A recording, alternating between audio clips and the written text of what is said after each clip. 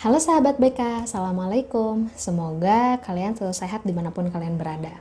Pada kesempatan kali ini, Ibu ingin membahas tentang sesuatu yang mungkin udah sering kalian dengar atau mungkin kalian juga udah nggak asing lagi ya sama istilah ini. Apakah itu? Yaps, tentang cyberbullying. Tapi apakah kalian udah paham betul tentang cyberbullying? Apakah kalian tahu macam-macam dari cyberbullying itu apa aja? Atau mungkin masih ada yang mengira cyberbullying itu sama seperti bullying yang kita kenal. Nah, biar lebih paham lagi, yuk simak terus video ini ya.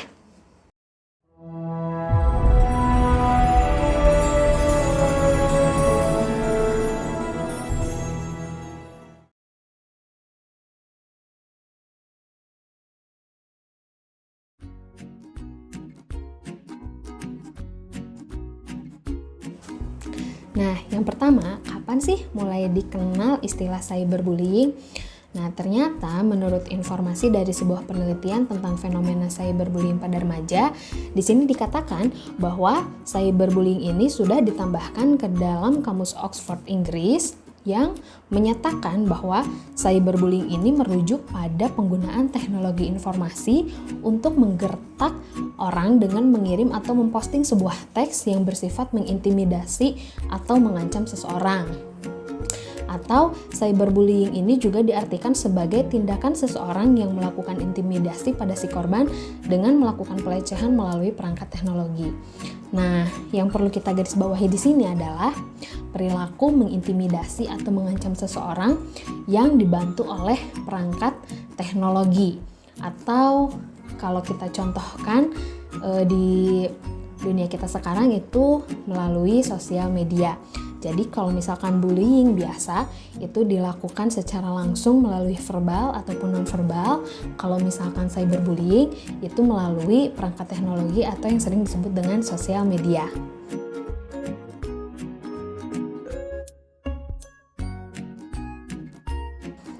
Pada perilaku cyberbullying ini, si pelaku itu ingin melihat si korbannya merasa terluka atau merasa terhina, dan ini bisa dilakukan dengan berbagai cara.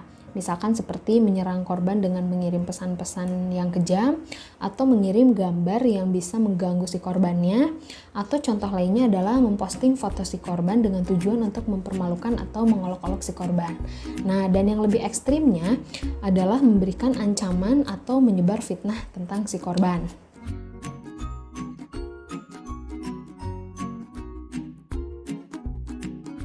Dan ternyata motivasi dari pelaku cyberbullying ini ternyata bermacam-macam juga.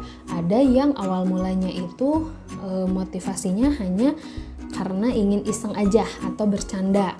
Kemudian ada juga yang motivasinya itu adalah ingin mencari perhatian. Ada juga yang memang karena marah, frustasi, atau karena ingin balas dendam. Nah, ternyata ini yang jadi catatannya, kita juga harus lebih hati-hati ya kalau misalkan kita berniat untuk bercanda sama orang lain. Apakah niat candaan kita, gurauan kita itu bisa diterima oleh mereka, atau ketika kita bercanda apakah mereka juga menikmati gurauan kita, candaan kita. Nah, itu harus jadi catatan untuk kita ya, karena bisa-bisa tanpa kita sadari kita juga melakukan cyberbullying kepada orang lain.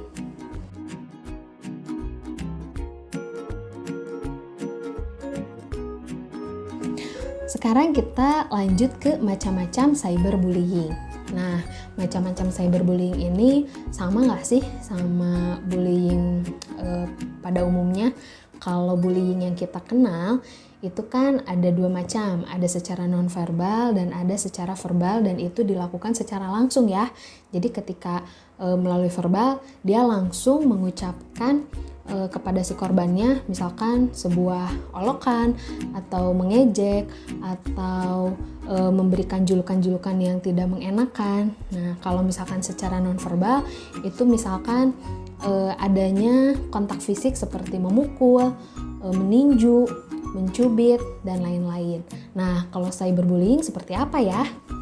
Ternyata kalau menurut Willard dalam jurnal Dinas Satalina menyebutkan jenis-jenis cyberbullying itu ada 7 macam. Apa aja? Nah, yang pertama itu ada flaming. Flaming itu adalah mengirimkan pesan teks yang isinya merupakan kata-kata yang penuh amarah dan frontal.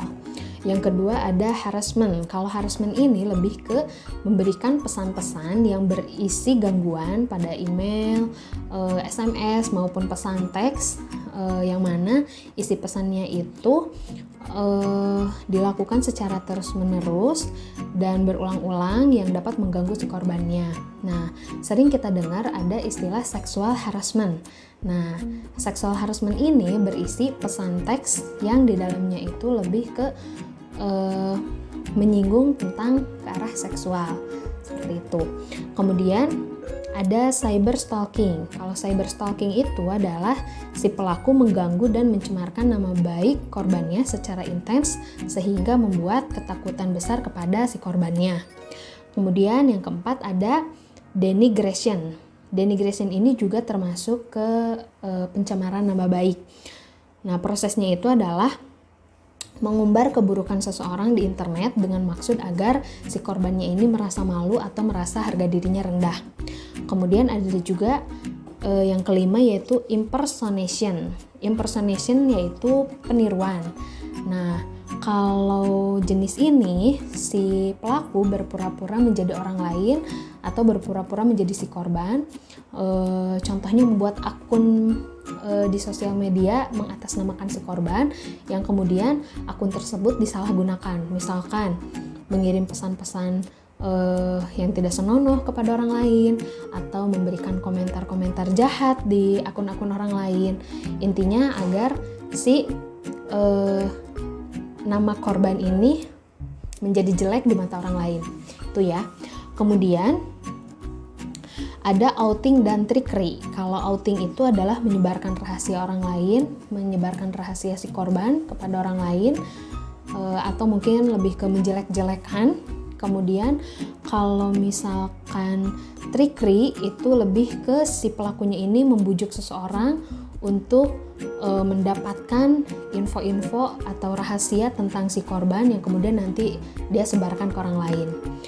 Nah, terakhir ada exclusion, yaitu pengeluaran atau pengucilan, yaitu sejenis kayak misalkan secara sengaja dengan kejam mengeluarkan seseorang dari grup online.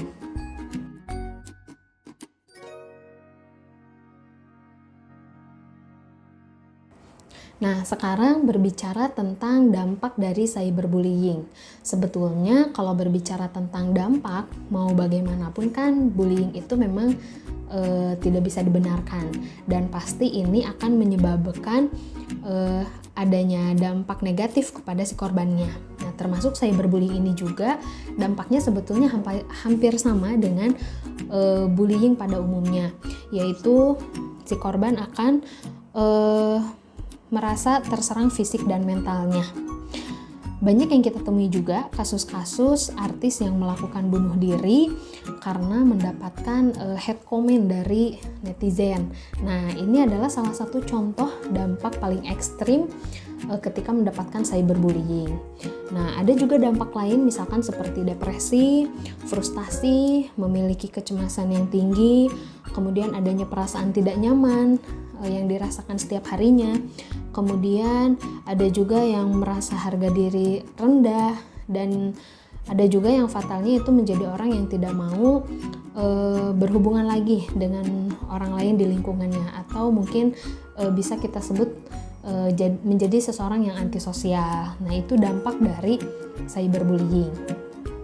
Nah, lalu apakah cyberbullying ini bisa dicegah? Kemudian apa sih yang harus kita lakukan ketika kita misalkan menjadi korban dari cyberbullying ini? Nah, yang perlu kita ketahui terlebih dahulu, kita harus bisa paham dulu nih bagaimana kita bisa membedakan sebuah candaan di sosial media, apakah betul itu candaan atau apakah itu bentuknya sudah cyberbullying. Nah, karena kan kalau misalkan kita tidak bertatap langsung, kita kan tidak bisa membaca ekspresi seseorang, betul ya? Nah, kalau misalkan kita berbicara langsung dengan orang lain, bertatap muka langsung, kita kan bisa melihat ekspresinya. Kita bisa tahu nih ketika dia memang betul bercanda atau ketika dia memang bermaksud untuk mengejek kita. Nah, lalu kalau misalkan di sosial media, bagaimana nih membedakannya?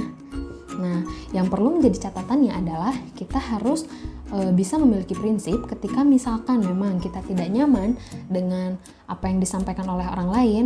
Contohnya, misalkan ketika ada si A nih bermaksud untuk bercanda sama kita. Nah, ketika kita memang merasa tidak tersinggung, kita tidak merasa sakit hati, berarti itu memang bisa dikatakan sebuah gurauan atau candaan. Nah, namun ketika si A memberikan gurauan kepada kita, tapi kita tidak merasa nyaman, itu sudah bisa dikatakan cyberbullying dan kita berhak untuk memberikan sebuah pembelaan atau pembenaran. Nah, pembenaran di sini dimaksudkan adalah kita berhak untuk memberitahu kepada lawan bicara kita kalau kita tidak nyaman dengan apa yang dia sampaikan. Seperti itu ya. Nah, karena dengan cara seperti itu kita bisa juga mencegah terjadinya perilaku bullying dan kita juga bisa terhindar dari dampak cyberbullying. Seperti itu. Nah, namun ternyata di lingkungan kita nih, mungkin termasuk kita juga kadang merasa tidak enak ketika ingin menyampaikan kepada orang lain, betul ya? Jadi kadang ketika misalkan orang lain bercanda, menyampaikan gurauan kepada kita, tapi kita merasa tidak nyaman, kadang malah kita yang gak enak untuk menyampaikan kita tersinggung. Karena biasanya orang-orang nanti akan membalas dengan "Allah, kamu baperan," kayak gitu kan. Nah, lalu kita harus bagaimana? Nah, caranya kita bisa juga menyampaikan hal tersebut ke orang yang ada di dekat kita. Misalkan kita menyampaikan ke teman-teman dekat kita yang mungkin nanti kita bisa minta tolong ke teman dekat kita untuk menyampaikan nih kepada orang tersebut bahwa kita merasa tidak nyaman. Seperti itu. Nah, makanya perlu untuk sering berkomunikasi ketika kita mendapatkan perilaku cyberbullying dari orang lain agar kita bisa terhindar dari dampak cyberbullying yang lebih dalam lagi. Seperti itu ya.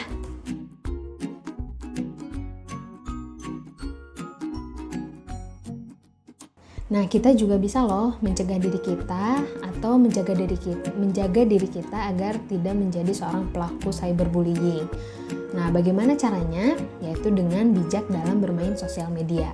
Karena perlu kita ingat juga bahwa di negara kita sudah ada Undang-Undang ITE yang tercantum pada pasal 27 ayat 3, yang mana dalam pasal tersebut dikatakan bahwa postingan yang memiliki muatan tentang pencemaran nama baik, pemerasan, ataupun pengancaman dan tindakan serupa, maka hal tersebut bagian dari cyberbullying. Nah, jadi kita harus lebih hati-hati ya.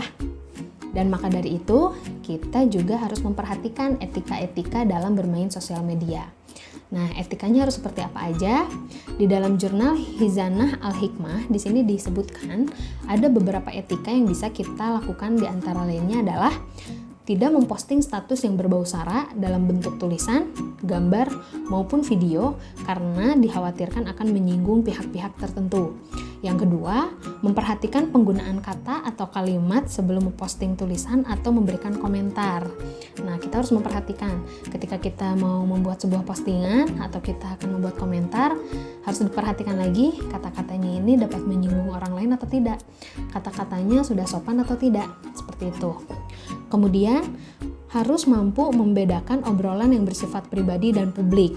Hal ini dilakukan untuk menghindari tindakan kejahatan yang tidak diinginkan, seperti penipuan ataupun penculikan. Keempat, tidak sembarangan membagikan tautan atau link sebelum meng-cross-check kebenaran tulisan tersebut.